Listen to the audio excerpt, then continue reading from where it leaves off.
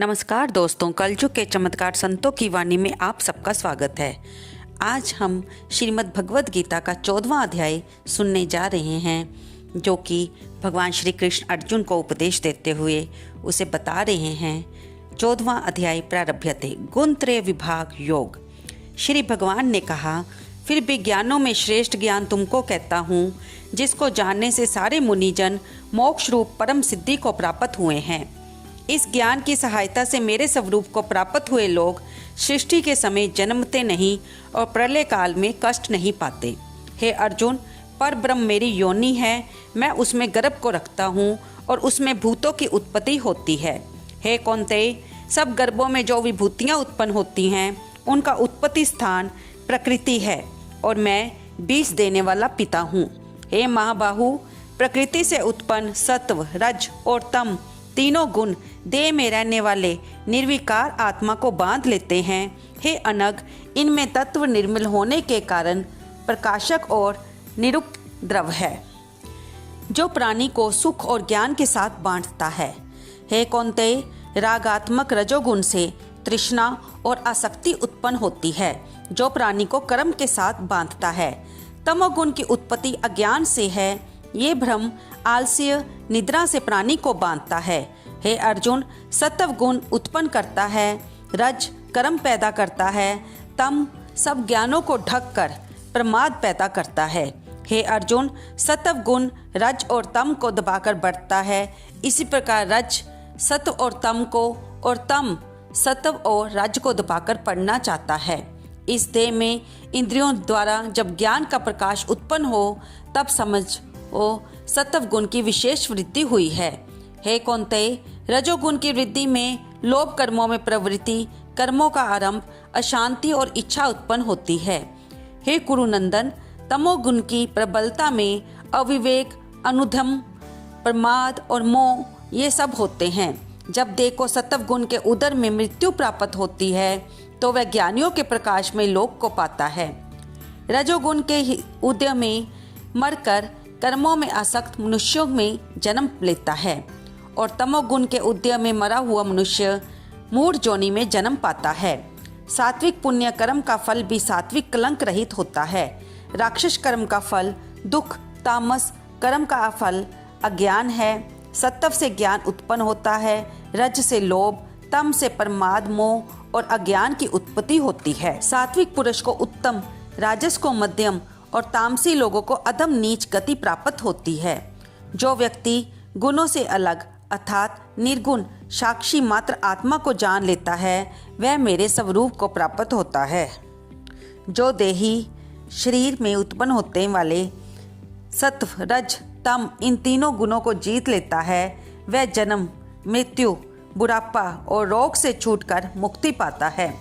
अर्जुन ने पूछा, हे प्रभु, कैसे मालूम हो कि अमुक मनुष्य ने तीनों गुणों को पार किया है?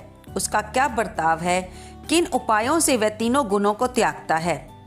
तब भगवान बोले, हे पांडव, प्रकाश, प्रवृत्ति और मोह होने से जो दुखी ना हो और निर्वृत्ति होने से उनकी इच्छा ना करे, उदासीन मनुष्य के समान, जिसको सब दुख समान है और गुणों के कर्म होते ही हैं, ये जानकर जो निश्चित रहता है और कभी विचलित नहीं होता, जिसको सुख और दुख, मिट्टी, पत्थर और सुवर्ण, प्रिय, अप्रिय, निंदा और स्तुति समान है, जो धीर है, जिसने सभी बखेरे छोड़ दिए हैं, उसे गुणातीत कहते हैं। जो अनन्य भक्ति से मुझे पूछता है, वह तीनों गुणों को जीतकर ब्रह्म भाव पाता है, क्योंकि ब्रह्म का और विकार रहित मोक्ष का और सनातन धर्म का और अखंड सुख का भंडार मैं ही हूँ। तो दोस्तों, यहाँ पर हमारा 14वां अध्याय समाप्त होता है। इति शुपनिषतो ब्रह्म विद्या योग शास्त्रे श्री कृष्ण अर्जुन संवादे विभाग गुण यंत्र योगो नाम 14वां अध्याय समाप्त। तो दोस्तों, इस अध्याय को पढ़ते हुए सुनते हुए हमने ये जाना कि गुण 3 तरह के होते हैं, सत्व, रज और तामसिक। जब सत्व गुण का प्रभाव ज़्यादा होता है तो वह रज और तम को दबाकर बढ़ता है, और जब रज गुण का प्रभाव ज़्यादा होता है वह सत्व और तम को दबा देता है, और जब तम गुण का प्रभाव ज़्यादा होता है वह सत्व और रजगुण को दबाकर बढ़ता है। जो सत्व गुण होता है वह ज्ञान को उत्पन्न करता है और सत्व गुण में मरने वाला व्यक्ति उच्च योनि में जन्म पाता है, ज्ञानियों के प्रकाशमय लोक को पाता है। रजगुण में लोभ कर्मों में प्रवृत्ति होती है और कर्मों का आरंभ अशांति और इच्छा उत्पन्न होती है। इस के उद्यम में मरने वाला मनुष्य आसक्त मनुष्यों में जन्म लेता है और तमोगुण में प्रबलता होने से अविवेक, आलस्य, मोह ये सब पैदा होते हैं और तमोगुण में मरने वाला मनुष्य दोबारा मूढ़ योनि में जन्म लेता है। तो जो इंसान ये जान लेता है कि हर चीज़ का कर्ता और सनातन धर्म का अखंड सुख भंडार भगवान ही हैं, वह इन गुणों के कर्मों में विचलित नहीं होता।